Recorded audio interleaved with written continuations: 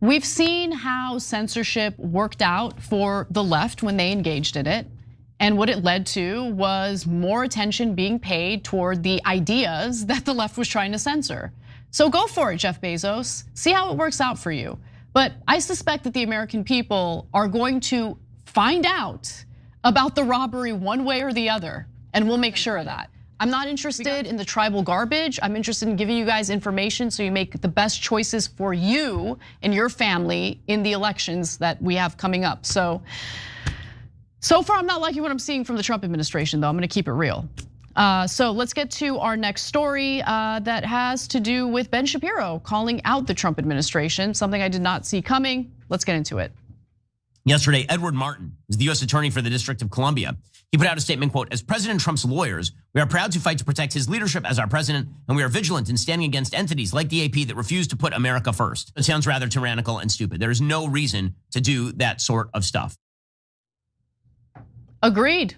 Totally agree with Ben Shapiro, who called out the Trump administration for a move that he believes went too far and did call tyrannical and stupid. So what exactly did the Trump administration do?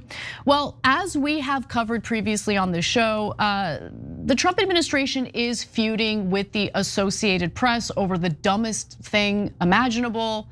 Remember, the Associated Press isn't just a news agency here in the United States. It is a wire service, meaning they provide coverage of events worldwide, okay? It's a wire service internationally speaking. So when it comes to something like renaming the Gulf of Mexico, the Gulf of America, well, Trump doesn't have the ability to just unilaterally change the name. Now let's watch Ben Shapiro as he admits that the Trump administration might not come out on top in this legal battle. The reality is that if the White House said the reason that you're ousted is because you won't say the things we want you to say, probably the White House loses in court on that, because that would presumably be a First Amendment violation. What they actually should just say is, listen, we're not even gonna give you a reason. Right? The White House under Joe Biden didn't include any of the alternative media at all. And we're gonna treat all media equally, which means the AP does not get a leg up on, say, the Daily Wire or Breitbart or Daily Caller or anybody else in the online media.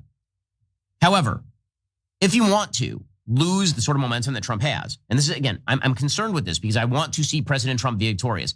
Distractions are the enemy. Yeah, but this isn't just a distraction, Ben, and he knows that. He knows. I mean, Trump can't stand any media that doesn't go along with whatever narrative he's trying to push out there. And if AP is unwilling to play ball with his unilateral renaming of the Gulf of Mexico, he does want to be a tyrant and essentially punish them for that. And that's wrong. We're supposed to have freedom of speech. And by the way, I also agree that the White House is not obligated to give everyone access to White House press briefings, the Oval Office and all of that. I agree with that. However, don't downplay this as, something less concerning than what it really is. This is tyrannical and this is wrong. Punishing the Associated Press and going after them viciously because they're not playing ball with Trump is wrong.